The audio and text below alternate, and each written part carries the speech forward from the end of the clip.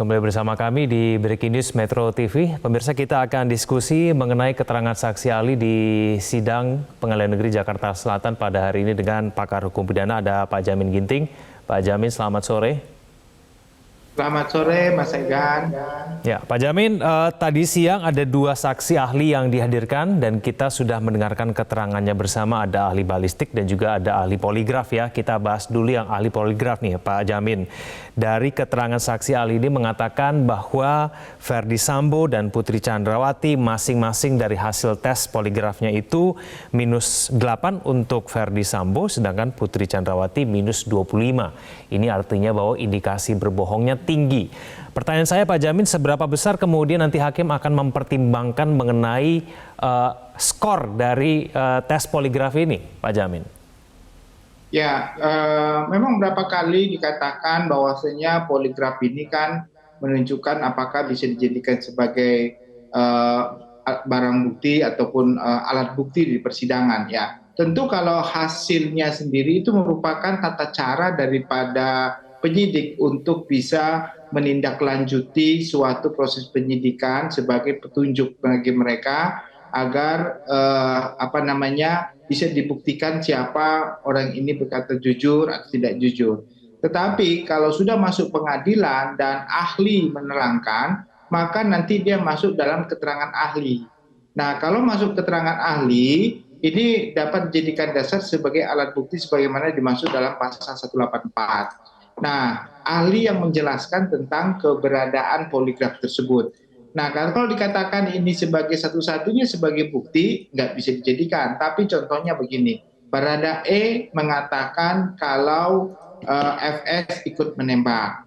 Lalu ada pertanyaan terkait dengan apakah Anda ikut menembak atau tidak, lalu ada kecenderungan negatif, artinya berbohong. Maka setelah diketerangan ahli terkait dengan penembakan tersebut, maka satu keterangan ahli ditambah satu keterangan saksi dan keterangan lainnya kalau ada saksi lain atau juga alat bukti lain, ini menguatkan bahwasanya ada penembakan.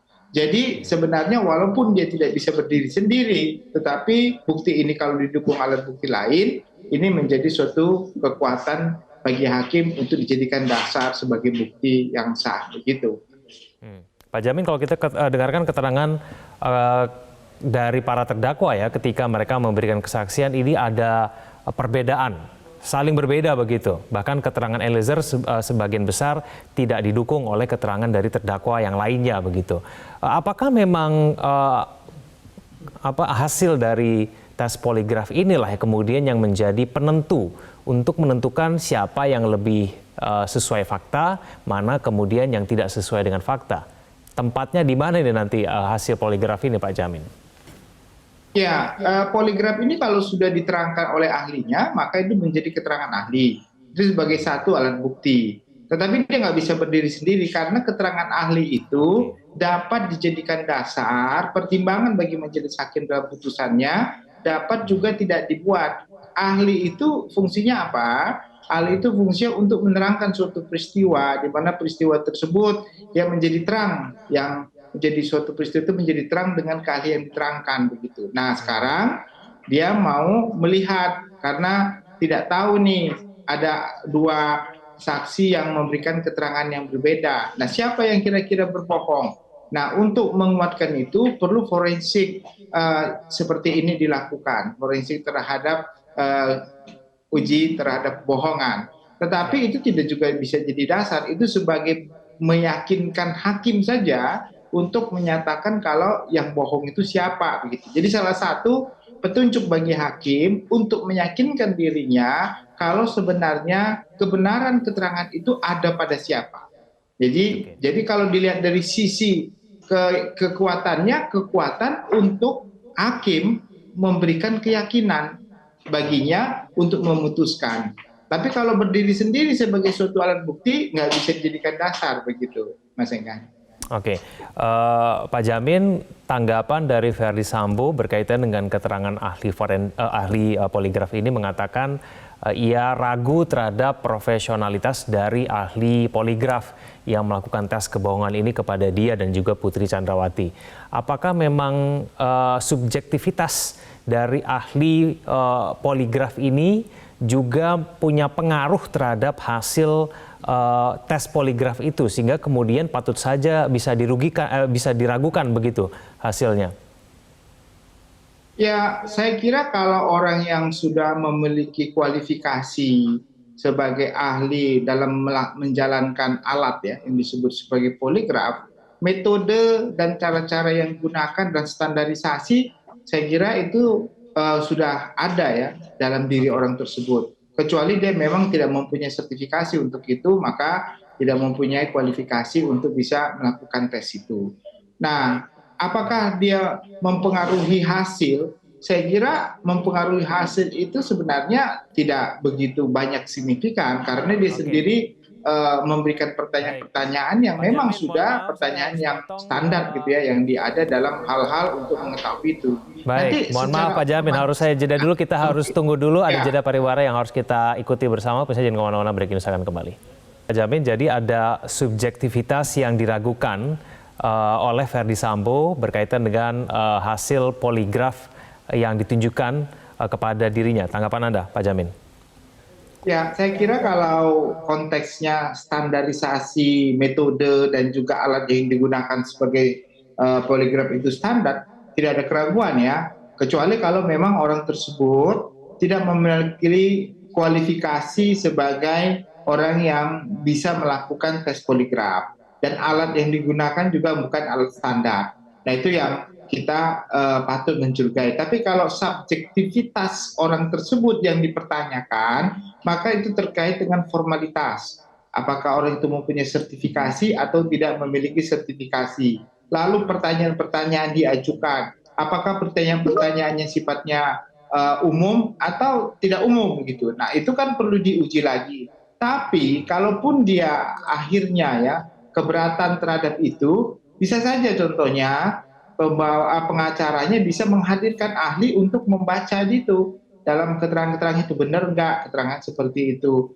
Nah, nanti bisa di cross check itu akurasi dan juga subjektivitas dari orang tersebut. Saya kira wajar ya kalau orang merasa apa yang dilakukan itu tidak benar ya, tidak sesuai, atau mungkin keadaan orang itu juga berpengaruh terhadap dia memberikan keterangan pada saat itu. Seperti tadi kan Ibu PC menanyakan, saya ada seperti tertekan atau kurang tidur sehingga detak jantungnya berbeda dengan orang yang tidak tidur. Tapi itu semua sudah diketahui ya, variabel-variabel dalam menguji terkait poligraf itu variabelnya banyak sekali dan ahlinya yang mengerti tentang itu. Jadi kita awam juga ya terkait dengan itu, sangat nggak yakin kalau memangnya itu benar atau tidak. Tapi karena keahliannya dia sudah tahu, itu akurasinya sudah dia sampaikan seperti itu, begitu Mas Eka.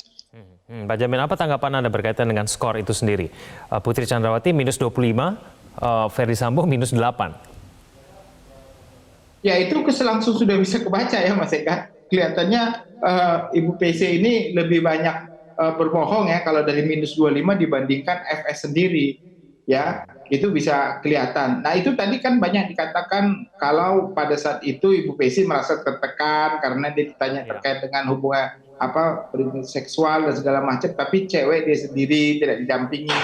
Nah, apakah itu menjadi faktor yang menentukan kalau dia berbohong? Harusnya tidak. Saya kira biasanya kalau tes poligraf itu kalau dia tidak tenang ya, atau dia tidak dalam keadaan gugup, dia harus dihentikan dulu sampai dia benar-benar merasa nyaman dan tenang untuk bisa memberikan keterangan dalam tes poligraf itu. Jadi nggak bisa juga dipaksakan ya kalau orang sedang dalam situasi tegang, takut begitu ya, lalu dites itu pasti hasilnya juga bisa nggak akurat begitu.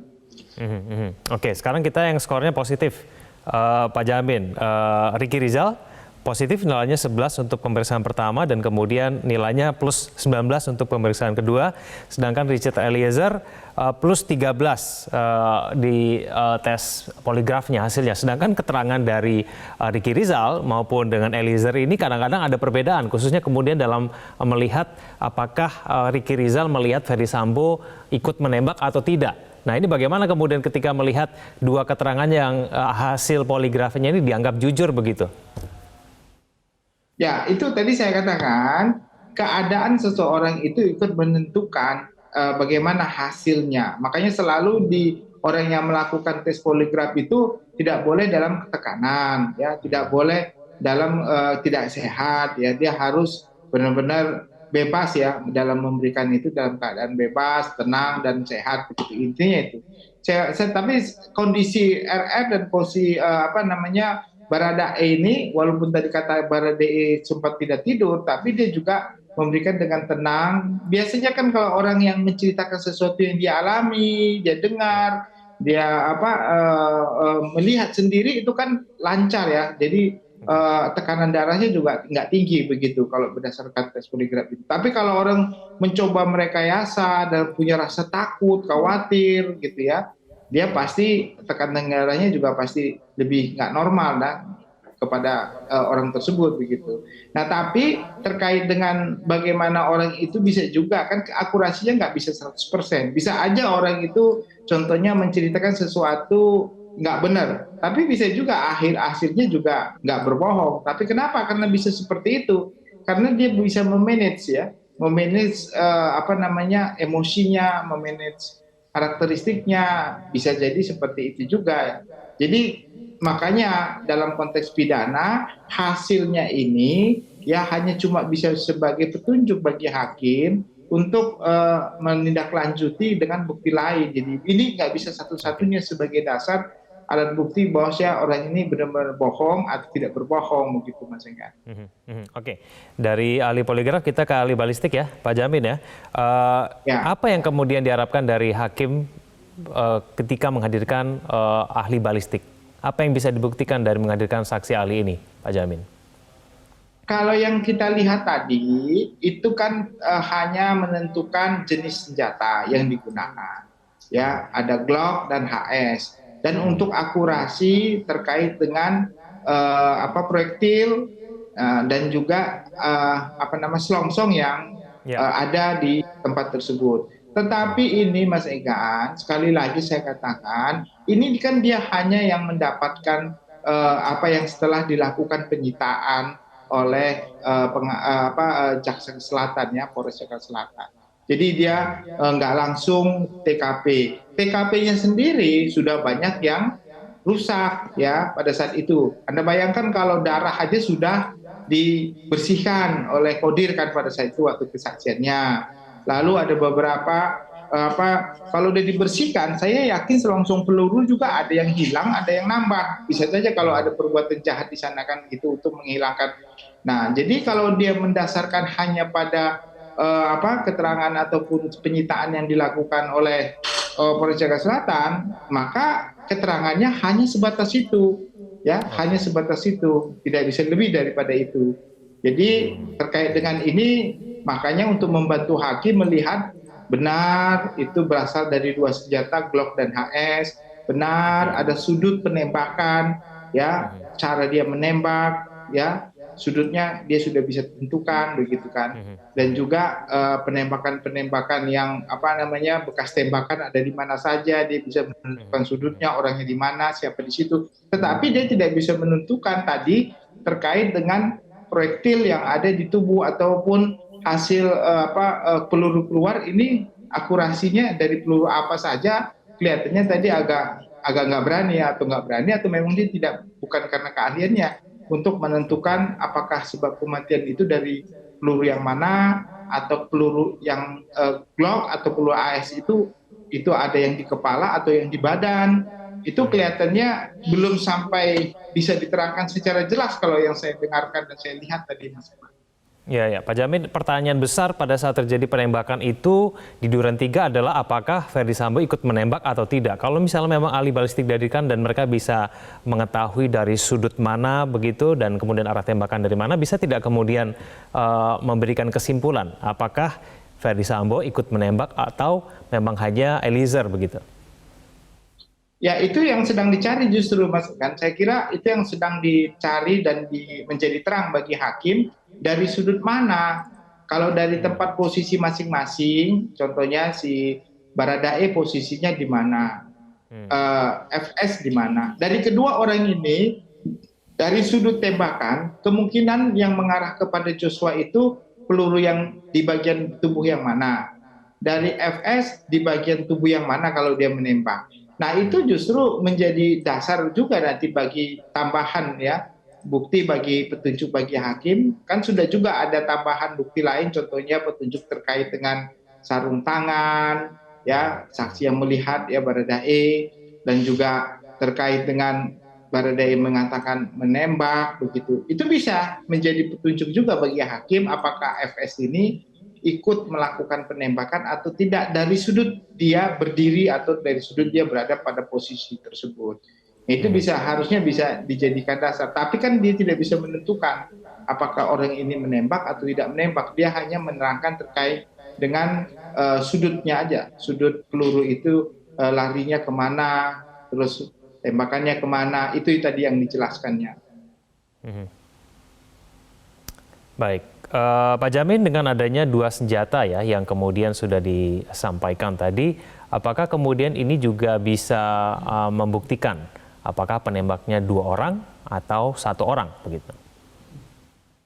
Kalau dilihat dari 2 senjata, tentu kan yang menjadi permasalahan adalah di tubuh korban ya. Kalau penembakan 2 orang yang menembak udah jelas ya, karena diakui, FS sendiri mengakui kalau dia ikut juga merekayasa dengan cara menembak ke dinding kan begitu ya, dengan senjata HS tersebut kan begitu dia tembakan. Cuma permasalahannya tembakan itu hanya mengarah ke dinding atau juga untuk penembak terakhir ya, penembak terakhir. Kalau menurut Baradae kan dia FS-nya penembak terakhir ya, yang menyebabkan kematian Sambo gitu. Tapi Pak FS mengatakan saya nggak menembak begitu kan, saya nggak ada menembak. Makanya sebenarnya nanti ahli forensik dan biokimia ini akan menentukan harusnya itu yang di bagian tubuh mana yang tembakannya ada 2 peluru yang berbeda. Kalau nanti bisa ditentukan ada 2 peluru yang berbeda, yaitu HS dan Glock, berarti memang nggak mungkin si Baradae menembak 2 senjata yang sama, ya pasti dia cuma 1 senjata yang ditembakkan begitu. Berarti ada penembak lain.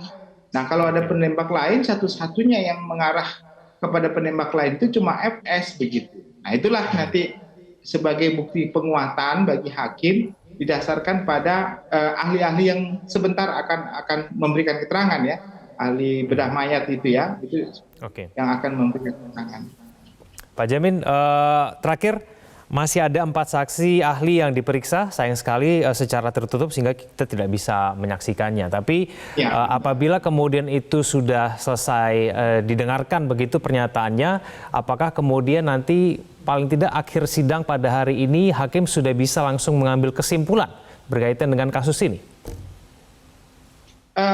Saya kira ini terakhir ya. Jadi ini kan nanti terakhir sebelum penuntutan. Jadi ahli ini didengarkan. Setelah ini mungkin ada ahli-ahli lain juga. Tapi pada umumnya kalau sudah ada keterangan ahli ini membantu para hakim untuk meyakinkan dirinya untuk memutuskan suatu perbuatan itu bersalah atau tidak bersalah.